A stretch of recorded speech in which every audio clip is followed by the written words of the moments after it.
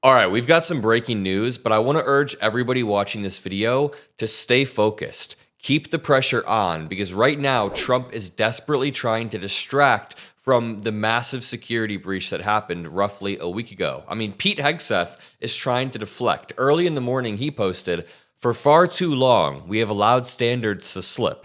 We have different standards for men/women serving in combat MOSs and jobs. That's not acceptable, and it changes right now." I'm sorry, Mr. Pete Hegseth. Was it a man or woman who put our military personnel at risk? Put lives on the line by accidentally sharing secure information in an insecure group chat. I mean, we also saw Israeli officials furious that the Signal group chat exposed intelligence. Multiple Israeli officials came out and said, dude, what the hell is happening? Republicans are also calling for a probe of the Signal chat. This came out yesterday. So we're about a week past it, and it hasn't blown over.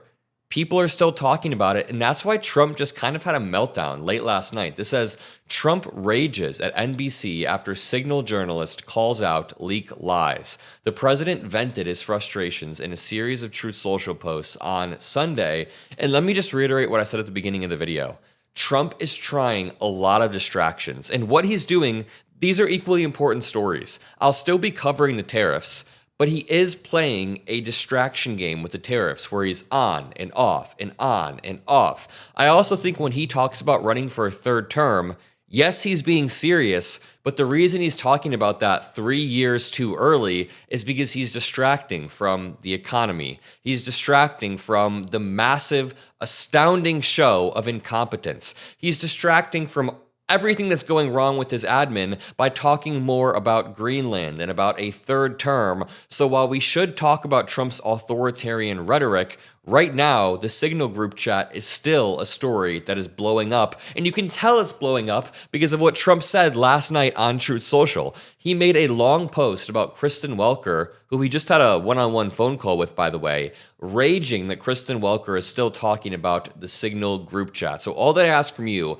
is to scroll down, drop a like, and really quickly, let me just highlight, there is such a lack of accountability within the Trump administration that even our allies are saying, dude, you've got to do something about this. Again, Israeli officials are furious that Signal group chat exposed intelligence because senior Trump admin officials included sensitive intelligence that Israel had provided to the US from a human intel source in Yemen, meaning Israel put their personnel on the line to give us intel, and we were absolutely sloppy with it. At the same time, some Republicans are calling for a probe of the Signal group chat. Not all, not even most. I mean, 98% of Republicans are at the behest of Donald Trump, but we have seen people like Don Baking come out and say, what the hell? We need any form of accountability for this. And let's go check out what Trump said about Kristen Welker, because I find their relationship to be incredibly interesting. Let me remind you, Trump broke a few stories to Kristen Welker exclusively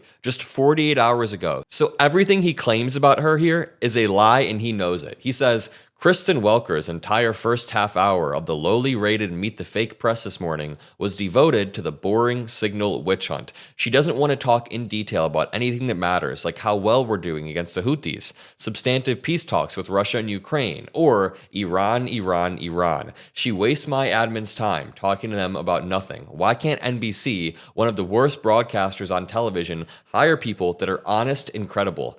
I honestly don't think Trump's whole shtick has ever been more see-through than it is in this post right here. I just have to remind you one more time. 2 days ago, Trump called Kristen Welker. He specifically chose Kristen Welker to call and have an exclusive chat with for a few reasons. Number one, Trump needs NBC and Kristen Welker.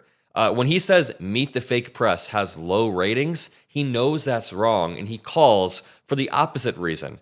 Meet the Press gives Trump access to a large mainstream audience, so when he feeds her scoops or gives her exclusive stories, he's controlling the news cycle on a network that traditionally isn't a part of that right-wing echo chamber, and that's what's valuable for him. It makes him look legit when NBC is breaking stories on his behalf, but at the same time, Trump does trust Kristen Welker to an extent, Trump doesn't trust her like buddy, but he'll talk to anyone who lets him talk without interrupting him, who is semi-polite behind the scenes, who seems fair, who won't lie or misrepresent. And Chris Welker is measured. She's tough, but she's measured. And from Trump's perspective, she isn't really hostile. I mean, I'm sure she's more liberal leaning, but she's polite. She lets him speak, and he's able to control the narrative through her. And then what he does after is attack her to feed the base. So after Trump goes and gives her this exclusive story,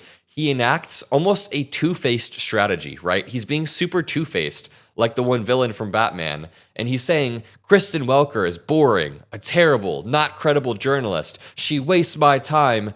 Then why are you giving her this time, man? You're giving her exclusive scoops because you know that it gives you the best of both worlds. Legitimacy from the press, and then you get to show resentment towards them after. It's all a big game, but you know what I don't think is a game? What I don't think is a game is Trump's attempt to control the narrative regarding Signalgate, because the main reason he's mad at Kristen Welker is the amount of time she spent talking about this. And Trump, on the way home from Mar-a-Lago, or I guess on the way from Mar-a-Lago to DC yesterday on the plane, was throwing anything at the wall that he could to try to change the narrative. Let me just reiterate what I said at the beginning of the video. When Trump talks about a third term, I find that incredibly chilling, scary, and important to talk about. But I also think the reason he's talking about a third term, literally 3.5 years before the next election, maybe even more. We just had an election. We have like 3 years and 9 months till the next election. It's because he's trying to control the narrative. He's trying to spark outrage. So I'm trying to avoid making an entire video just about that. But what I do think is important is showing you how he enacts these distractions. Take a look. You were not joking about a third term, about possibly wanting a third term. Does that mean you're not planning to leave office on January 20th? I'm not looking at that, but I'll tell you, I have had more people ask me to have a third term, which is in a way a fourth term, because the other election, the 2020 election, was totally rigged. He says the 2020 election was rigged. This would actually be a fourth term. He then is asked further about Zelensky. Zelensky, by the way, I see he's trying to back out of the rare earth deal. And if he does that, he's got some problems, big problems. Dude, Zelensky already has big problems caused by you. I want to remind everybody, Trump stopped sharing intelligence with Ukraine a few weeks back, and that caused direct deaths. Putin, off the back of that, began to invade further and further. The only reason why Zelensky would possibly back out of the minerals deal is, number one, it's very slanted towards the U.S. We get a bunch of resources, and in return, they get nothing, basically. They get literally not even security guarantees. They just get reinvaded in 5 years after we basically sweep all of their minerals. And number two, it's because Trump and Vlad are both being untrustworthy right now. So how is Zelensky supposed to trust anyone whatsoever? And then Trump is asked. He has tariffs that are supposed to hit 10 to 15 countries. And he says no, all countries. And it's hard. It's hard to find the balance between not being distracted by the tariffs, which they're not even entirely a distraction. The stock market's going to open in about 10 minutes at the time I'm recording this. I can guarantee the stock market is going to crash. 401ks are going to crash. That hurts American citizens. That hurts people, and it hurts the global markets as well. So it's not that it's entirely fake, but I do think it is sort of a manufactured, performative distraction so Trump can expand his executive power and, deport people. On the tariffs that you're planning, so you're expecting to hit something like 10 to 15 countries, is that right? No.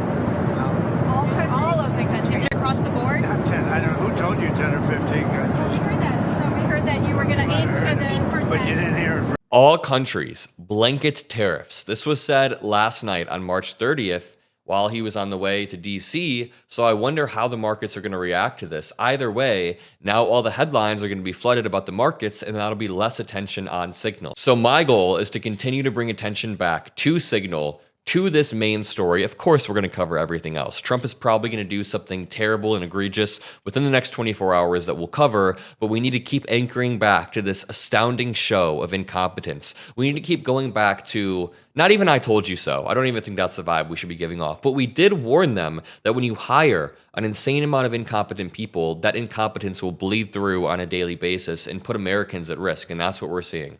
I'll leave it at that. Drop a like, subscribe. I love all of you, and I'll see you in the next video. Peace out.